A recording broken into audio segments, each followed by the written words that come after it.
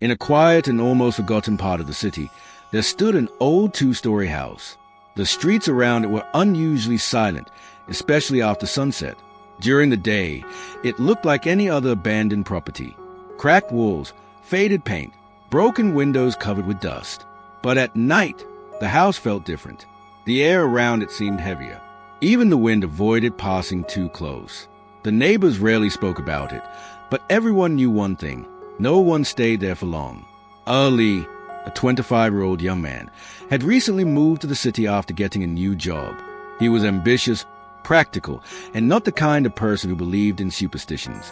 After weeks of searching for a place he could afford, he found this house listed at an unbelievably low price. It was bigger than anything he had hoped for.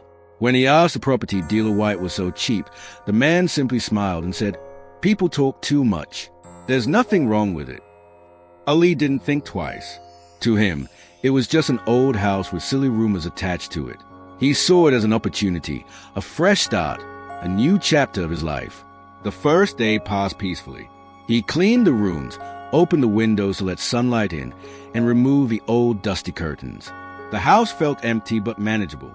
There was a strange echo in the hallways, but he assumed it was because the house had been closed for a long time. By evening, he had arranged his bed and basic furniture. Tired from all the work, he went to sleep earlier than usual. But at exactly 12 minutes past midnight, he woke up. At first, he didn't know why. Then he heard it. Footsteps. Slow, heavy, measured. Thump, thump, thump. They were coming from the upper floor. Ali held his breath and listened carefully. Maybe it was a contracting in the cold night air. Maybe it was rats. Maybe it was just his imagination adjusting to a new place. Trying to stay calm, he grabbed his phone and turned on the flashlight. Slowly, he walked toward the staircase. Each step creaked beneath his feet.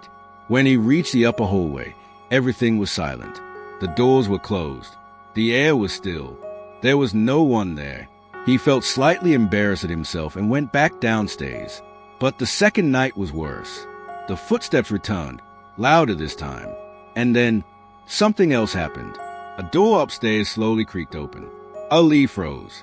He clearly remembered locking every door before sleeping. His heart started beating faster. Once again, he forced himself to go upstairs. As he climbed, he felt something strange, like someone was walking just one step behind him. He turned around quickly. Nothing. When he entered the open room, he noticed an old mirror hanging on the wall. It was dusty and slightly tilted. As he stepped closer, his flashlight reflected back at him. But for a split second, he saw something else in the mirror. A shadow, standing behind him. He spun around instantly. The room was empty. When he looked back at the mirror, the shadow was gone. That night, sleep did not come easily. Days passed, and the tension inside the house seemed to grow. Lights would flicker without reason. Doors would gently move as if touched by invisible hands. The temperature in certain rooms would suddenly drop, even during the afternoon.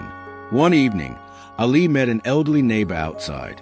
The old man looked at him with concern and asked quietly, "You're living in that house, aren't you?" Ali nodded.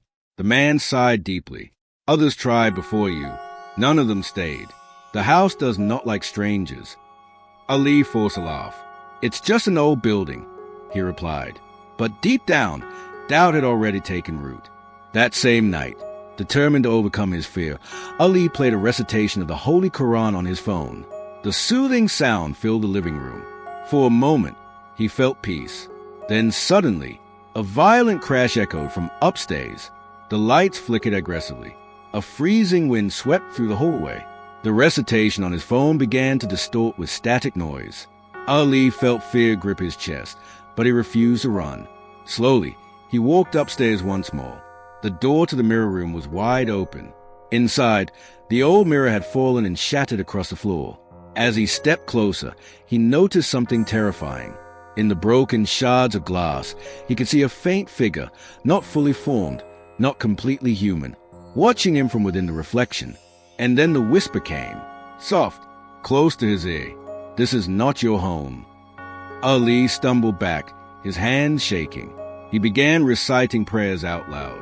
The air grew heavier, almost suffocating. The walls seemed to hum with low vibrations. That night, he dreamed. In his dream, he stood alone in the upstairs room. The shadow figure stood before him, taller now, darker. It spoke without moving its mouth. "You are only a guest here." Ali woke up gasping for air. His bedroom door was wide open. Cold wind moved through the room. He knew then it was not just imagination. The next day, he searched through old city records and online archives. What he found disturbed him deeply. Years ago, a family had lived in their house. They had reported strange occurrences, moving shadows, whispers at night, unseen presences. Eventually, they left suddenly without explanation. No one believed them. Until now, on the final night, Ali made a decision. He would not run in fear. After performing ablution, he stood firmly and began reciting Ayat al-Kursi and other prayers with full concentration. With steady steps, he climbed to the upper room for the last time. The moment he entered, the door slammed shut behind him. Darkness swallowed the room. The air began spinning violently. Curtains flew as if caught in a storm. A deep, echoing voice filled the space. "Why are you still here?" Ali closed his eyes and continued reciting, louder now. The pressure in the room intensified. The shadow began forming in front of him, rising from the broken mirror like smoke. For a moment, everything trembled. And then, a piercing scream shattered the silence. Suddenly, the wind stopped. The darkness faded. The room returned to normal. Morning sunlight streamed through the window. The presence was gone.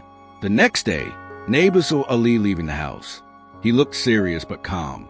He did not speak about what happened. He simply locked the door and walked away. As he reached the end of the street, he turned back one last time. In the upstairs window, for just a second, a shadow stood watching him. The house still stands there today. The price remains low.